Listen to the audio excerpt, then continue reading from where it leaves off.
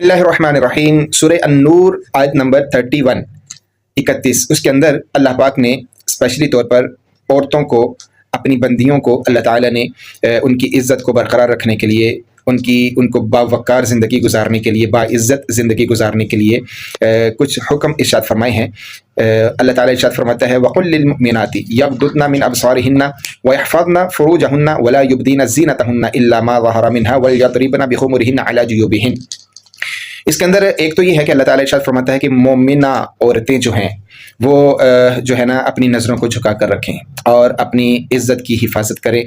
اور اپنی زینت کو، زیب و زینت کو کسی اور کے سامنے نمایاں نہ کریں۔ یہ بہت اہم حکم ہے قرآن پاک کا کہ اگر اپنی عزت کو برقرار رکھنا ہے تو پھر اس صورت میں وہ اپنی زیب و زینت کو دوسروں کے سامنے نہ لائیں۔ آگے اللہ تعالیٰ ارشاد فرماتا ہے وَلَا يُبْدِينَ زِينَتَهُنَّ إِلَّا لِبُعُولَتِهِنَّ، اگر تم نے اپنی زینت کو ظاہر کرنا ہے تو پھر اپنے مردوں کے سامنے ظاہر کرو، اپنے مردوں کے سامنے ظاہر کرو، کسی کے مردوں کے سامنے اپنی زیب و زینت کو ظاہر نہ کرو۔ ہاں، اگر کوئی عورت اس حکم پر عمل کرتی ہے تو سمجھ لیں وہ اپنی عزت کو برقرار رکھ سکتی ہے اور جو قرآن پاک پر عمل کرنے کی وجہ سے اس کو باوقار زندگی گزارنے کا، باعزت زندگی گزارنے کا موقع مل سکتا ہے۔ آج کل جو ہو رہا ہے ہمارے بازاروں میں، ہمارے حالات جو ہیں وہ آپ کے سامنے ہیں۔ ہوتا کیا ہے کہ زیب و زینت کر کے باہر نکلتے ہیں اور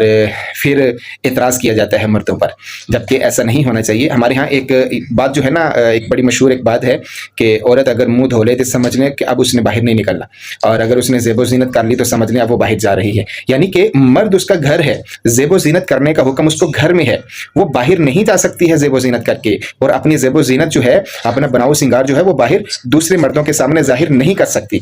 یہ تو ہے قرآن پاک کا حکم۔ اچھا، اب جب اس طرح کا مطلب اس طرح کی بات کی جائے عورتوں کے سامنے تو وہ آگے سے ایک اعتراض کرتی ہیں کہ بھئی ہم جس طرح مرضی آئیں، مردوں کو چاہیے کہ وہ اپنی نظروں کو جھکا لیں۔ تو یہ ان کا کہنا درست ہے۔ 30 یعنی 30 نمبر جو آیت ہے، اس سے جو پہلی آیت ہے اس کے اندر مردوں کو ہی حکم ہے کہ وَقُلْ لِلْمُؤْمِنِينَ يَغُضُّوا مِنْ أَبْصَارِهِمْ وَيَحْفَظُوا فُرُوجَهُمْ ذَلِكَ أَزْكَىٰ لَهُمْ۔ مردوں کو حکم ہے کہ وہ اپنی نظروں کو جھکائیں۔ تو مرد حضرات جو ہیں ان کے لیے بھی قرآن پاک جو ہے رہنمائی فرماتا ہے کہ اگر مرد اپنی نظر کو جھکا کر چلتا ہے تو وہ بھی باوقار زندگی گزار سکتا ہے، باعزت زندگی گزار سکتا ہے۔ کیوں کہ جب نظر بھٹکتی ہے تو پھر دل بھٹکتا ہے، تو اس لیے نظروں کی حفاظت کا حکم اللہ پاک نے ارشاد فرمایا مردوں کے لیے اور عورتوں کے لیے۔ تو اس میں ہماری جو مائیں بہنیں ہیں وہ یہ جو اعتراض کرتی ہیں کہ مردوں کو چاہیے کہ وہ اپنی نظروں کو جھکائیں اگر ان کے اندر اتنی شرم ہے، تو بھائی مردوں کے اندر شرم ہے، وہ اپنی نظروں کو جھکا لیں، تو اب آپ بھی تو جب باہر نکلیں تو باپردہ ہو کر نکلیں نا، آپ بھی تو شرم کا مظاہرہ کریں نا،